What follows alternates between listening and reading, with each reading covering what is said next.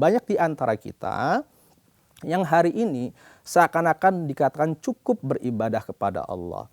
Padahal hanya menunaikan apa yang diwajibkan oleh Allah. Sehingga sholatnya itu nggak berbekas. Dirikanlah sholat untuk mengingatku. Tapi seberapa banyak di antara kita, sholat ini hanya fisiknya yang bergerak, tapi hati dan pikirannya kemana-mana. Maka sholatnya belum berkualitas.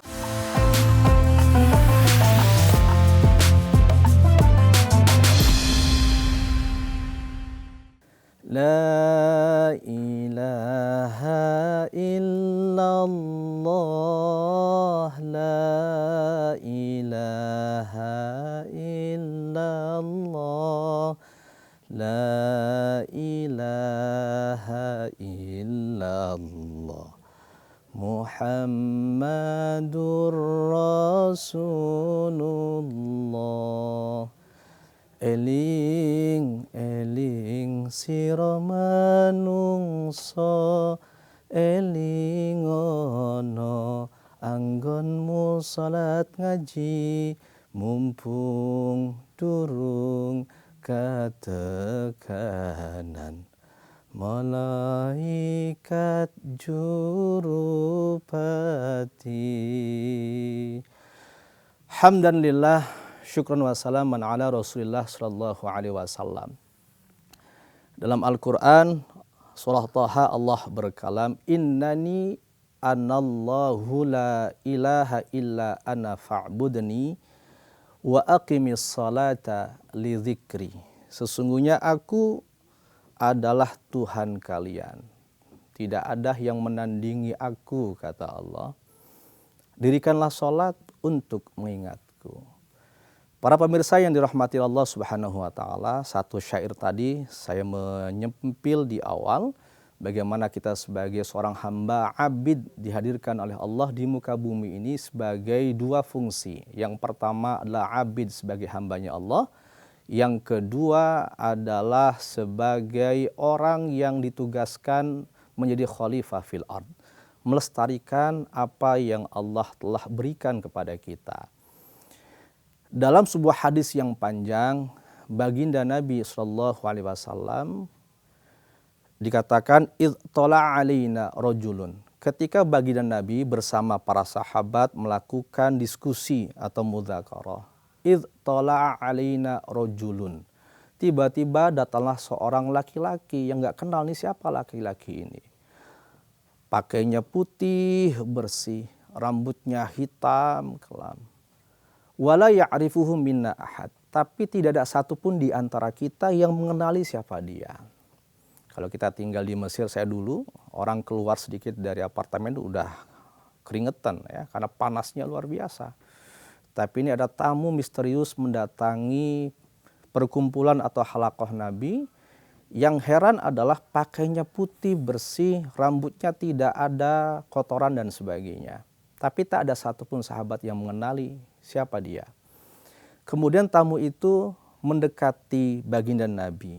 Fa'asnada rukbataihi ila rukbataihi. Menyenderkan apa? Menyenderkan pahanya ke pahanya Nabi. Kemudian wa wada'a kaffayhi ala fakhidhihi. Meletakkan kedua telapak tangannya di atas pahanya baginda Nabi sallallahu alaihi wasallam. Jadi lututnya nempel, kemudian tangannya diletakkan di atas pahanya Nabi. Lalu tamu itu kemudian bertanya, ya Muhammad, akhbirni anil Islam. Apa itu Islam itu ya Muhammad? Kemudian Nabi Muhammad menjelaskan, antashhada alla ilaha illallah wa anna Muhammadar Rasulullah wa tuqimas salata wa tu'tiyaz zakata wa tasuma ramadhana wa tahujjal baita in istata'ta ilaihi sabila. Yang kita kenal dengan rukun Islam. Ketika Nabi menjawab demikian, lalu si tamu itu membetulkan, sodakta, betul apa yang kau sampaikan ya Muhammad. Kami para sahabat heran, nih orang kok sotoy banget. Seolah-olah ngetes baginda Nabi SAW, sok tahu banget gitu ya. Lalu yang kedua bertanya, ya Muhammad, akhbirni anil iman. Kalau iman itu apa ya Muhammad? Iman itu antu'mina billahi wa malaikatihi wa kutubihi wa rusulihi dan seterusnya. Yang kita kenal dengan rukun iman. Lalu si tamu yang bertanya tadi menimpali, sodakta, betul apa yang kau sampaikan ya Muhammad. Kemudian yang ketiga, akhbirni anil ihsan. Ihsan itu apa ya Muhammad? Dijawab oleh baginda Nabi, anta'budallah ka'annaka tarahu fa illam takun tarahu fa innahu yaraka. Dalam ibadahmu engkau seakan-akan melihat Allah. Kalau engkau nggak sanggup melihat Allah, Allah sedang melihat atau mengawasi kita. 3 hal ditanyakan oleh si tamu misterius. Singkatnya kemudian berpulanglah tamu itu. Dan kami heran semuanya, falabithu maliyan. Lalu kemudian Nabi Muhammad nanya kepada Umar, ya Umar, atadri manis sa'il, tahu nggak tadi siapa yang nanya? Lalu Umar berkata, Allah wa rasuluhu a'lam, hanya Allah dan utusannya yang lebih tahu. Ternyata dia adalah Jibril yang datang untuk mengajari ad-din, agama kepada kalian. Nah, kesimpulannya dari hadis yang panjang ini, Islam mempunyai 3 rukun. Ya, kalau kita gambarkan seperti tripod kamera, maka ada 3 fondasi atau 3 cagak. Yang satu al-iman, yang kedua al-islam, yang ketiga al-ihsan. Iman itu disebut sebagai dasarnya ibadah. Wacananya akidah, ilmunya ilmu usuluddin atau ilmu tauhid. Yang kedua adalah al-Islam. Islam itu adalah prosedur ibadah, tata cara ibadah. Maka orang bisa aja jadi nggak sah sholatnya karena ibadahnya serampangan. Hajinya nggak sah karena hajinya juga nggak sesuai dengan syarat dan rukunnya.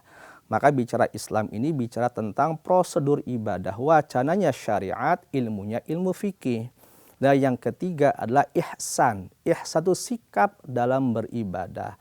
Wacananya thariqah, ilmunya tazkiyatun nafs atau tasawuf. Banyak di antara kita yang hari ini seakan-akan dikatakan cukup beribadah kepada Allah.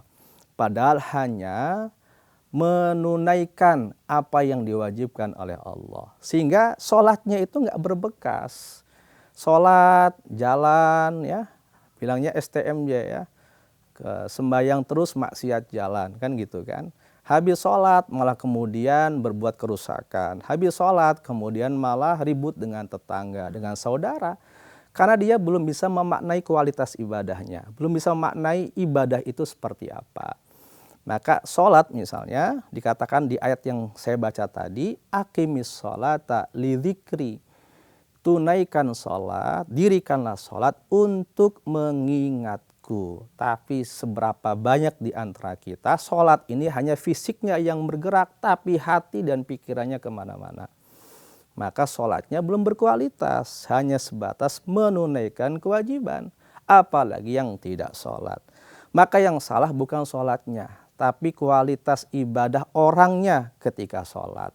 Nah, contoh lagi misalnya, janji Allah dalam Al-Quran, Inna sholata tanha anil fahsya'i wal munkar. Sholat itu bisa mencegah kepada keburukan dan kemungkaran. Tapi berapa banyak di antara kita yang sholat tapi kemungkarannya dijalankan terus. Karena dia gak memahami apa yang dia baca dari Al-Fatihah, dari iftitahnya, dari sujudnya, kemudian dari rukuknya. Oleh karenanya, dengan bertambahnya usia kita, dan berkurangnya jatah hidup kita, seyogyanya kita kemudian semakin memperbaiki kualitas ibadah kita, kualitas sedekah kita, kualitas puasa kita, kualitas sholat kita, termasuk bagaimana kita memaknai sholat itu sendiri. Para pemirsa yang dirahmati oleh Allah Subhanahu wa Ta'ala, maka penting untuk kemudian kita menata kolbu kita. Karena kunci keikhlasan, keterhubungan kita dengan Allah bukan dari lidah kita, bukan dari kepala kita, tapi dari pusatnya ruh, yakni kolbu kita. Annallaha yahulu bainal mar'i wa qalbi. Allah itu berkomunikasi dengan hambanya melalui kolbunya. Maka perbaiki kolbunya, ya, bersihkan kolbu kita, agar kolbu kita nggak syakolah, nggak teyeng, nggak karaten, selalu diasah dengan zikrullah, dengan memperbanyak berkumpul dengan orang-orang salih, puasa dan sebagainya. Yang terakhir, ini pesan baginda Nabi kepada Mu'adz bin Jabal. Ya Mu'adz, la tada'anna fi duburi kulli salatin. Jangan lupa Mu'adz, di penghujung akhir salat meminta pada Allah. Agar apa? Agar Allah senantiasa menjadikan kita hamba yang bersyukur, hamba yang selalu mengingat Allah, dan kualitas ibadah yang semakin lebih baik. Ya Mu'ad la tada'anna fi duburi kulli salatin. Allahumma a'inni ala zikrika wa syukrika wa husni ibadatik. Ya Allah, tolong aku agar aku senantiasa mengingatmu, mensyukuri nikmatmu dan ibadah yang semakin berkualitas. Muharram, awal tahun Hijriah, momentum kita berbenah diri termasuk memperbaiki kualitas ibadah kita. Saya Ahmad Fauzi Qasim. Assalamualaikum warahmatullahi wabarakatuh.